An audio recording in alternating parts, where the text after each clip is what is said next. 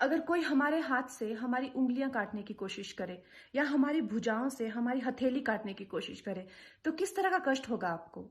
वही कष्ट पहुंचाया है चाइना ने हमें लद्दाख पर अपनी लालची नजरें गड़ा के, और वहां हमारी सीमा का एक एक इंच बचाते हुए हमारे 20 जवान शहीद हो गए हैं। क्या भूल पाएंगे आप उनकी माओं के आंसू, उनकी विधवाओं की चीखें और उनके बच्चों के दिए हुए बलिदान को?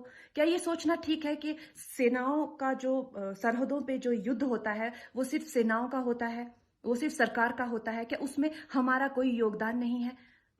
क्या हम भूल गए वो वक्त जब महात्मा गांधी जी ने कहा था अगर अंग्रेजों की रीढ़ तोड़नी है भारत में तो उनके बनाए हुए हर उत्पादन का बहिष्कार करना पड़ेगा?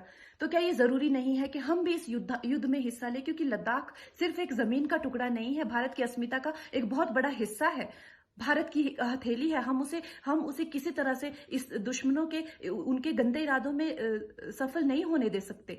तो क्या हम लोगों को इसमें हिस्सा नहीं लेना चाहिए कि जो चाइनीज जितनी भी गुड्स हैं, जितने भी उनके प्रोडक्ट्स हैं, जिन जिन भी कंपनीज में उन्होंने इन्वेस्ट किया हुआ है, उनसे उनको रिटर्न्स आते हैं, रेवेन्यूज आते हैं, ऑर्गेनाइजेशन है, उन सब का बहिष्कार करें, ताकि वो उस संपत्ति से जो यहां से इंडिया से इकट्ठी करके जाते हैं, उस संपत्ति से हथियार खरीद के हमारे सैनिकों के सीने छन्नी करते हैं। तो क्या हम उन इस युद्ध में हम चाइना का साथ दे सकते हैं? आप बताइए। ये क्या हमारा कर्तव्य नहीं है कि हम अपनी सेनाओं का और अपने सरकार का साथ दें? तो हमें प्रतिज्ञा लेते हैं कि हम आत्मनिर्भर बनेंगे और चाइनीज गुड्स को बिल्कुल बॉयकॉट करेंगे और इस युद्ध में हिस्सा लेके भारत को जिताएंगे। जय हिंद।